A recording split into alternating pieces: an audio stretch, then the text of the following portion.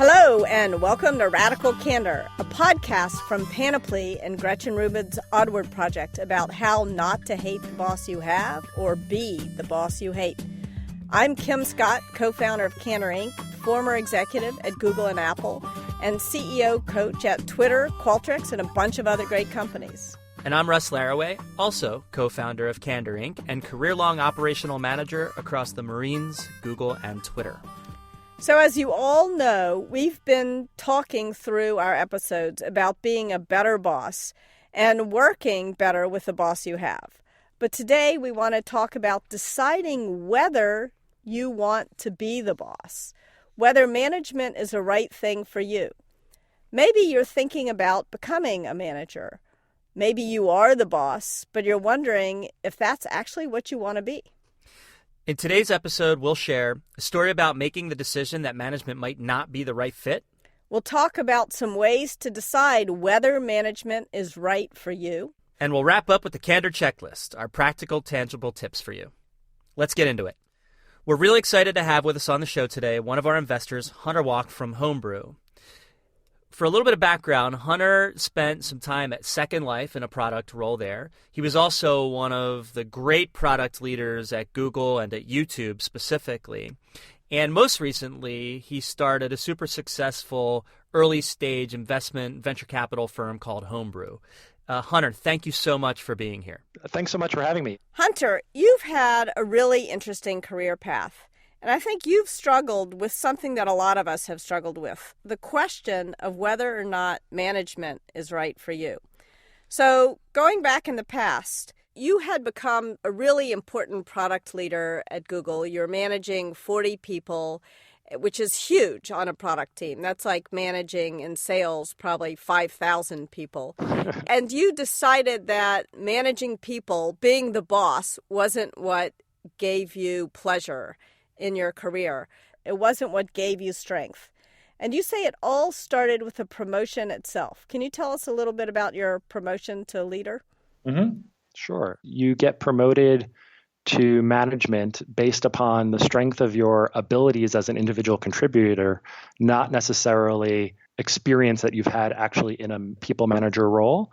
And the help you get sometimes is inadequate or not as sophisticated as could help people, I think, move from a product manager of a successful team to a, product leader who's actually managing those individuals. And so that was something that I had to figure out over time and, ultimately decided that it wasn't something I loved, that it was important, that I enjoyed the chance to be in a place in the organization where my ideas, opinion, and input was important enough to help determine strategy, but that while I was happy to work in service of the product overall, managing 30 to 40 people wasn't what gave me energy. Right. After doing that for 5 years or so, that's what helped contribute to my decision to move from the operating side to the investing side, where I could still very much care about people, care about founders, interact with them at a very human level, but in a different way, in a different relationship than you do in a sort of classic reporting tree. That's a pretty hard thing to realize. Yeah. How did you decide what to do next? How did you decide even to think about that?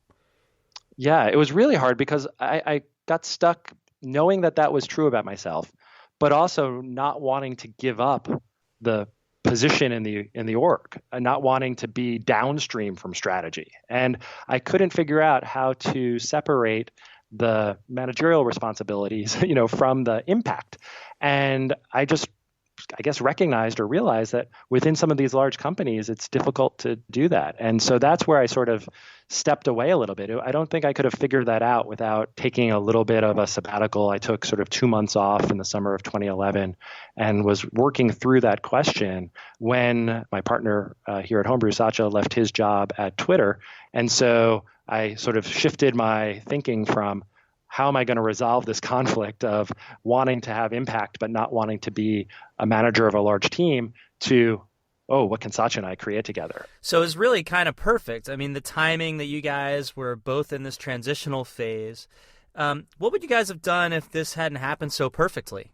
I think what I probably would have done would have been to take a year or so and step back a little bit, do maybe a variety of projects, work on smaller teams, like leave Google and see if my kind of, let's call it my well replenished. Was it a situation?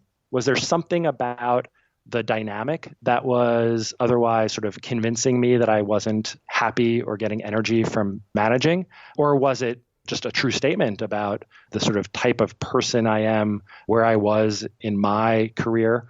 And I was going to do that partially by talking to some folks who, sort of self-described as loving being managers, and see how much of what got them excited, what gave them energy resonated with me, as well as try to seek out people who'd been in my situation before. What did they do to resolve it? Did they just power through it? Or did they maybe decide that, they needed to be CEOs? For me, it was going to be, up the ladder or off the ladder. And I picked off the ladder. Yeah, it's really interesting, Hunter. As you know, I love managing teams, but the emotional labor that is involved in being a leader can be exhausting. And when I decided to leave Google, I went from managing a team of 700 people to Apple, where I was managing no one, where I was an individual contributor again. And the irony there was, in order to really think about how to operationalize management, I had to stop doing it for a good number of years because it takes so much energy. There wasn't energy left over to operationalize what I was actually doing day to day. And also because when you've developed something that in your gut, getting it out of your gut and into your head and then onto paper requires you to take a giant step back. Yeah, that's a really good point, Kim. Sometimes you just have to take a step back before you can see the larger picture. And Hunter, it seems like not being a manager there and going in a different direction was totally the right decision for you. Just a better fit. You can't discount that at all. Really great story. Hunter, thank you so much for being here. You are a walking, living, breathing example of radical candor, and I'm really grateful to have you as part of our company and as a friend. Thanks so much for having me on, Kim. Thanks so much. Loved hearing your story. So I was talking to someone at Gallup recently about the different things we're doing, the Candor Coach and things like that. Many people, I think, might have heard of Gallup or at least read their name because Gallup had historically been associated with doing like exit polls around elections and things like that. But actually, as a company, they've transitioned over the years, and what they've become is more of a research-based performance management consulting company. So they're sitting on an awful lot of data about things happening in the workplace.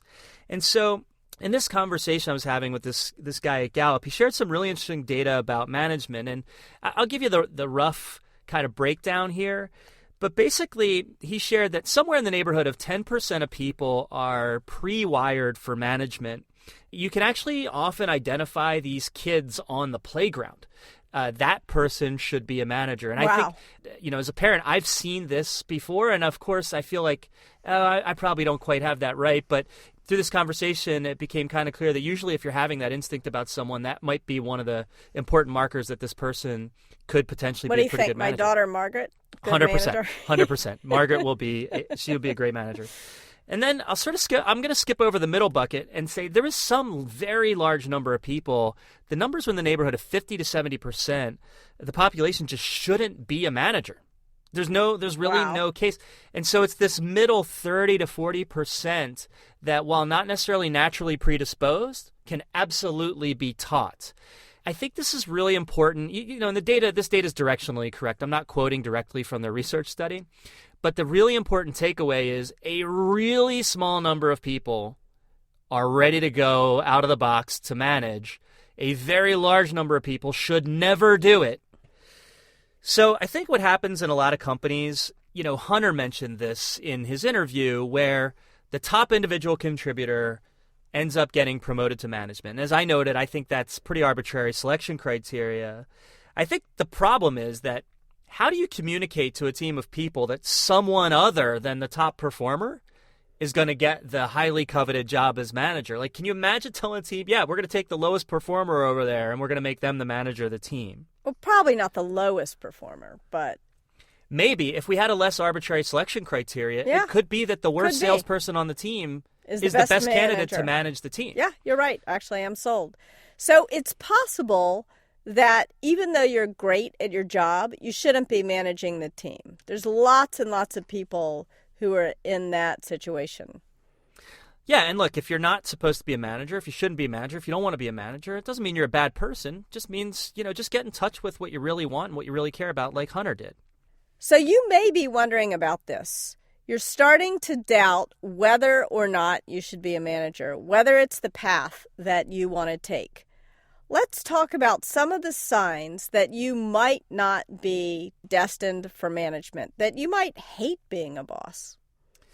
I think one of the telltale signs out there is that you constantly find yourself gravitating toward or enjoying individual contributor stuff. And this one's a little bit, even maybe after you've become a manager, you still find yourself gravitating toward the individual contributor stuff. I think that if you're moving toward projects and individual contributor type responsibilities, you're almost necessarily abandoning your management responsibilities. And so if you find yourself moving away from traditional management responsibilities, which we'll get into in a moment, toward traditional individual contributor type stuff, that's a pretty important sign that maybe this isn't quite the right gig for you. Another sign that being a boss might not be the right role for you is if you cannot say truly in your heart, the people on this team, their success is more important to me than my own success. And you've got to be really honest with yourself here. If you say this, do you really mean it? Be honest. You don't have to tell anybody what conclusion you reach. But I just firmly believe to be a manager, you've got to put your people's success ahead of your own. And I've seen enough managers out there who just don't operate that way. It's, again, not because they're bad people. It's just not really where they want to be. A lot of good people become bad bosses because they don't really want to be a boss. Yeah, and we're just trying to help you get in touch with that a little earlier. I recently had a meeting with a woman named Heather Kirkby at Intuit, and she had a great quote that I love. She's working in learning and development and helping get some of their manager programs, redesigned, refurbished. She's really sharp. And she said, I want to restore the dignity to the office of management. I love this quote because, look, we've been in this game a long time. I've been operational manager for 23 years. And I have to be honest, I don't love this, oh, there's a difference between leadership and management. You know what? I'm with you. That is such BS. So it's okay, great. Let's have this wonderful intellectual discussion about management matters a ton, right? You need to be able to have effective one-on-ones. You don't waste people's time and you get more leverage out of your team. You need to focus on the growth and development of your team. You need to prioritize how the team can best use its time. You need to learn how to say no, run staff meetings, give feedback. All of this stuff you need to be good at to be an effective manager. And I love that Heather is taking this idea of, I want to restore the dignity to the office of management. It matters. The stuff that managers do matters, and you've got to be excited about those things. You've got to enjoy it. You got to be able to enjoy the one-on-ones. If you just view them as calendar clutter, you're not going to have good one-on-ones. Absolutely. So think about those things that managers have to do and say to yourself, do those things seem exciting to me? That's how I'm going to be spending my time, right? I'm going to be moving away from the individual contributor type projects and toward those other activities. Does that seem fulfilling? Richard Tedlow, who was a great mentor to me at business school and also at Apple, used to ask a really good question. Do you want to be the boss, or do you want to do the things that bosses do? If you don't want to do the things that bosses do, don't become a boss. That's an outstanding quote. Outstanding. Because a lot of people fall in love with the idea of being the boss. Yeah. For some... What they really want to do is they want to be King Kong and pound their chest, and that's not the reason to become a manager. Okay, that's exactly right. Hopefully, asking yourself these questions and evaluating these ideas will help you progress your thinking about whether management is right for you. Look, being the boss is just not for everyone, so we want to encourage you to be open to the idea and not feel forced in a direction that doesn't make you happy and excited. Now it's time for this week's Candor Checklist. We've talked about how to ask yourself if management is right for you. Our tips today are going to be geared toward those who have made the decision. They've decided that management is just not for them. So if that's the case, if you've decided that management is not for you, Here are our specific tips for what to do next. Tip number 1, double check the decision. So even though we think it's really important to be honest with yourself, and if you don't think management's right for you, that you should not do it or stop doing it, it's still a really big career decision, right? And so find people you trust, tell them why you decided this, walk them through your thinking, your rationale. Look, I think a lot of people are going to tell you that you're crazy, but get them to tell you why they think you're crazy. Elise, who is behind the glass on our podcast, she leads marketing for us. She was telling me a story about this where one time she mentioned to a mentor that she was doubting whether management was right for her. So, which, by the way, is already, like, I'm really glad she's having this conversation and she's thinking about this and making it explicit. And the mentor said, look, you're way too early on to decide that. You'll close off a bunch of opportunities. For Elise at this stage of her career, this was actually, I think, pretty good advice. It made her realize she was actually still just in kind of the doubting phase, etc. But this is the kind of advice you're going to get. And it might be good advice, it might be bad advice. In Elise's case, it was actually really good. But if people are counseling you, look, just be a manager because that's where all the opportunity is, you should start to raise that big giant red flag that they might not be thinking about management in just the right way either. Tip number 2, tell your boss if you don't want to be a manager anymore. If you are already leading a team and you've decided that you don't like being the manager, you don't like being the boss, you've got to go and tell your boss that you've made this decision. The reason is that your boss needs to help you manage this big transition. Even if it doesn't seem like that big of a deal to you, it is a big deal. It's a big deal to each and every one of the people who's working for you. It's a pain in the neck to get a new boss. Yeah. And now you've put your boss in the position of making sure that your team remains happy throughout this transition. And along those lines, I would say, at first especially, only communicate with your boss. Because once you make this decision, if it sort of gets out, right, that'll cause a lot of churn, a lot of angst, right? So don't snatch defeat from the jaws of victory by having loose lips about this. Just go to the boss only and start to put in the right kind of transition plan to make sure your team has a good experience. Even while you're making a very high-quality decision, you think they'll be better off without you, that transition's still very jarring to them. So please, please, please talk to your boss, only to your boss, and work through that transition in a high-quality way. My husband, Andy, puts it very well. People can deal with change pretty well, but they cannot cope with uncertainty. And if you announce that you're leaving as the boss, but it's not clear who the new boss is going to be, you create a lot of uncertainty. Tip number 3, be open and candid about your rationale for not wanting to pursue management. And just to be clear, this is after you've gone through the transition that we talked about in tip 2.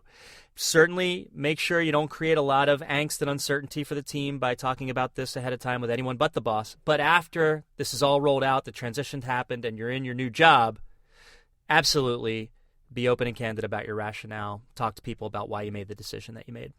Making this call is courageous and unusual. And I think it's a thing that more people should be doing. Again, I base this off of my experience. I base this off of some of the we get emails in about about these bosses out there that are doing some crazy stuff. I mean, crazy. I can't even believe the stuff's happening out there. And a lot of those people would have done a lot of other people a big favor if they would have decided earlier on not to manage people. And so most people instead, they tend to hang on. They just can't let go of this idea that the only way to advance or grow is management. And so you have an opportunity to be a positive role model here, right? And all you have to do is share your rationale with people and maybe help some other people avoid making a big career mistake as well. Tip number 4. Get clear on where your growth will come from. Just because you don't want to be a manager doesn't mean that you don't want to continue to grow in your company. A lot of companies don't have great growth opportunities for people who decide not to become managers. So it's really important to think about this. Some opportunities that you may take are to develop a really deep expertise or to broaden your expertise. So one path is, let's imagine that you're a hardware engineer and you go really deep into audio engineering. Or if you're a hardware engineer, maybe you also want to try your hand at some software engineering. Yeah, the first one being deepening, the Yes. second one being broadening. Exactly. You want to maybe look for some increase in scope. Maybe you can take on some new responsibilities that don't include management. I mean, look, growth really comes from learning, right? Growth isn't inherent in one role or another, or one job or another. Growth comes from learning. And it's just important to get explicit about what direction are you going to get your learning from. And, of course, you should talk to your boss about your thinking on this. Now, one note here is be careful asking about this before deciding not to be a manager, and then, because just realize you're at risk because you might hedge a little, right? You might not see a path for growth ahead of you as a non-manager, and therefore you might say, you know what, I'm just going to go all in and I'm going to be a manager, and it still might not be the right call for you. If you can't learn and grow where you are, you might need to find a new place. If you start looking for a new job, if you go to a new company, talk to the hiring manager about how you'd like to grow in your career without becoming a manager, and make sure it's a good fit for you. One of the things I really admired about both Google and Apple was the fact that both companies created a really clear career path, especially for engineers who didn't want to become managers. They could continue to grow in their career, to have more impact, to become better and better engineers, to keep learning, but they didn't have to become managers in order for all those good things to happen. And I think it's part of the reason why both companies are so successful. So to summarize, once you've decided management is not for you, tip number 1, double check that decision. Tip number 2, tell your boss that you don't want to be the manager anymore, and only your boss. Tip number 3, be open and honest about your rationale for not wanting to pursue management. And tip number 4, get clear on where your growth will come from. You can revisit these tips in the show notes at radicalcandor.com/podcast.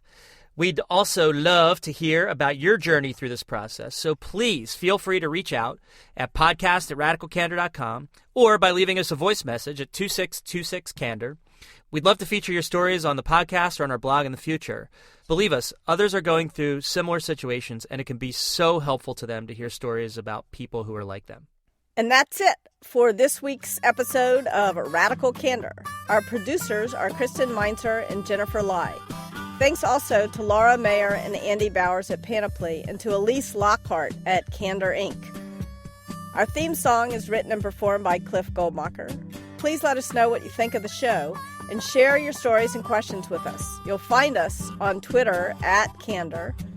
Our email address is podcast@radicalcandor.com, and our website is radicalcandor.com. You can turn these ideas into action with the Candor Coach iOS app. You can get it for free in the App Store. Also, check out the Radical Candor book, which is available as hardcover, ebook, audiobook, and the audiobook is narrated by Kim herself.